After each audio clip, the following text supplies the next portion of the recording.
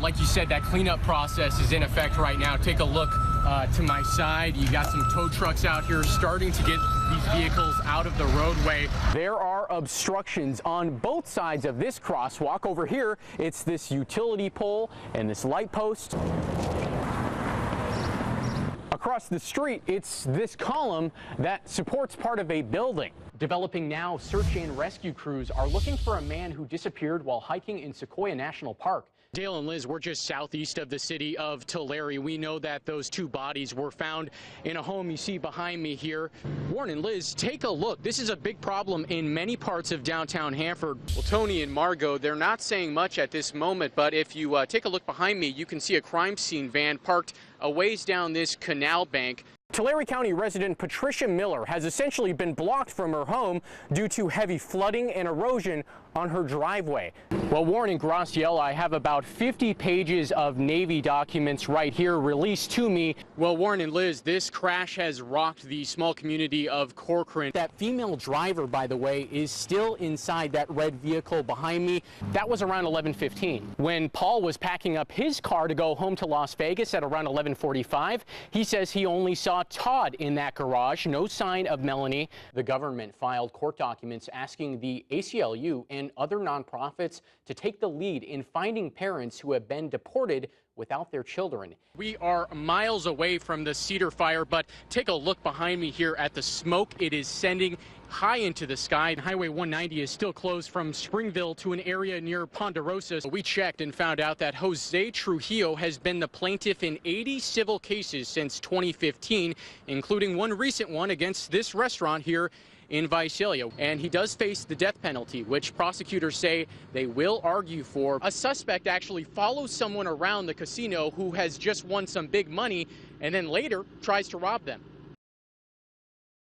After the arrest of Joseph James DeAngelo in Northern California, workers at the Sun-Gazette newspaper in Exeter dug up an old edition, August 22, 1973. On the front page, a picture of 27-year-old police officer James DeAngelo Jr. announcing his hiring in May of that year. The article says that DeAngelo, quote, believes that without law and order, there can be no government, and without a democratic government, there can be no freedom. You know, it's been 40 years ago, so it's kind of hard to recollect all this stuff. Farrell Ward believes he's the last local retired Exeter police officer who knew DeAngelo. When the Vietnam veteran joined the force, Ward remembers not liking him. He was nice enough, Ward says, but kept to himself and seemed highly overqualified to be working for such a small police department. Ward told him so. He didn't like to joke around. He didn't like to play games, or it was strictly business with him all the way. Ward helped Visalia police look for the man who shot at one of their detectives in December of 1975. That suspect, dubbed the Visalia Ransacker, is believed to have burglarized about 100 homes in Visalia and killed a professor at College of the Sequoias. Visalia police believe the Visalia Ransacker is the Golden State Killer, DeAngelo. Ward says they worked together at Exeter Police for 3 to 4 years, and then DeAngelo left for Auburn Police. They didn't stay in touch. He outsmarted everybody for 40 years, so with his education and his experience in law enforcement, he kind of knew what the next step was going to be with the police department. He had to know he had so much time to get in and get out. Ward isn't the only one who knew DeAngelo while he lived and worked in Exeter. His sister still lives here, and on Thursday we knocked on her door. She declined an on-camera interview. It's just kind of such a shock. This summer, escape the heat and hit the beach. Hear the waves crash, feel the cool ocean breeze, but don't forget to look up to the hills on the other side of Highway 1. Within an easy drive or an easy day trip, you know, folks in the Central Valley have wonderful opportunities to explore and enjoy California. Hundreds of thousands of people from around the world visit Hearst Castle every year, choosing from a variety of tours that run concurrently 7 days a week. This is their busy season. The opulence and the desire to create this beautiful castle on the hill. The detail of each room and the things that were in there was incredible. Media magnate William Randolph Hearst and architect Julia Morgan started work on the European-style castle in 1919, but it was never finished. Since the 1950s, it has been open to the public. It's operated by California State Parks. They protect and preserve the castle's many artifacts and structures. Several years ago, they drained the iconic Neptune pool. It had cracks and at one point was leaking 5,000 gallons of water per day. The $5.4 million restoration project has taken longer than expected, but parks officials say they want to do a proper job.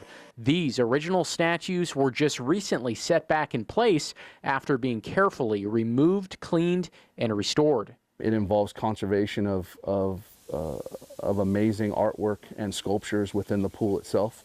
Obviously the temple that surrounds the pool and even the tiles that are around the pool, you know, play some significance to the role of the castle and the vision of Mr. Hearst and what he envisioned when he built this place, you know, almost 100 years ago.